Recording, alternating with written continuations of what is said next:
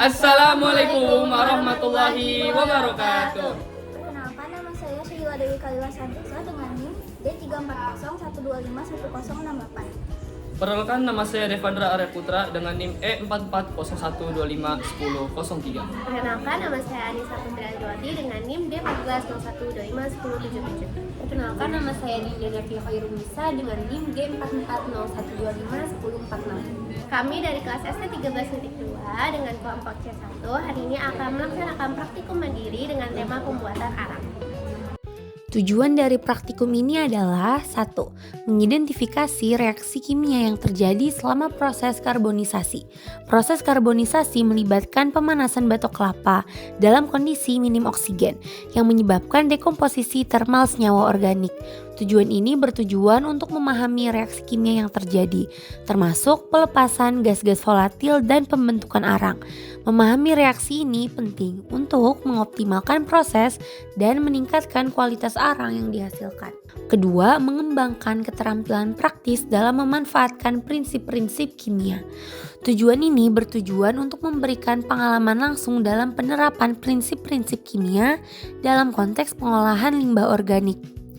Melalui praktikum ini, mahasiswa diharapkan dapat mengembangkan keterampilan teknis dalam melakukan eksperimen, menganalisis data, dan menerapkan pengetahuan kimia untuk menciptakan produk bernilai tambah dari bahan-bahan yang ada di sekitar kita.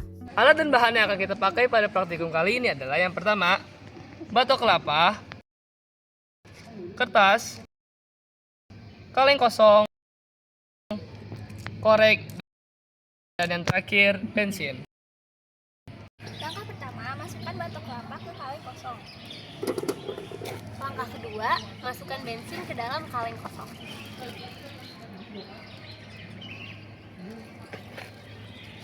Langkah ketiga, nyalakan api lalu masukkan ke dalam kaleng. Saat masukkan api, teman-teman diharapkan untuk hati-hati ya.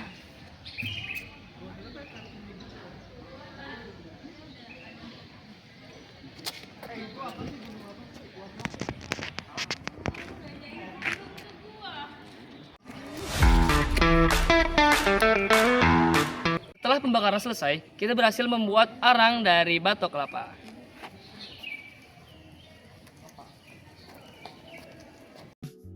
Masuk ke pembahasan, aktivasi merupakan salah satu tahap penting yang perlu diperhatikan dalam pembuatan arang selain pemilihan bahan baku. Aktivasi adalah proses pelakuan terhadap arang untuk memperbesar pori-porinya. Hal ini dilakukan dengan cara memecah ikatan hidrokarbon atau mengoksidasi molekul-molekul pada permukaan arang. Akibat dari perlakuan ini, sifat fisik dan kimia arang berubah, khususnya terjadi peningkatan luas permukaan yang berdampak pada peningkatan kemampuan absorpsinya. Sementara itu, pembakaran secara umum diartikan sebagai reaksi oksidasi cepat antara bahan bakar dan zat pengoksidasi yang menghasilkan panas atau nyala api. Untuk bahan bakar padat, reaksi pembakarannya dapat dirumuskan sebagai berikut. Bahan bakar padat plus O2 menghasilkan gas hasil pembakaran plus abu plus delta H atau panas. Tahapan dalam pembakaran bahan bakar padat meliputi 1. Pemanasan awal, 2. Pengeringan yaitu penguapan kandungan air, 3. Devolatilisasi yaitu pelepasan senyawa volatil, dan yang keempat pembakaran arang sebagai tahap akhir.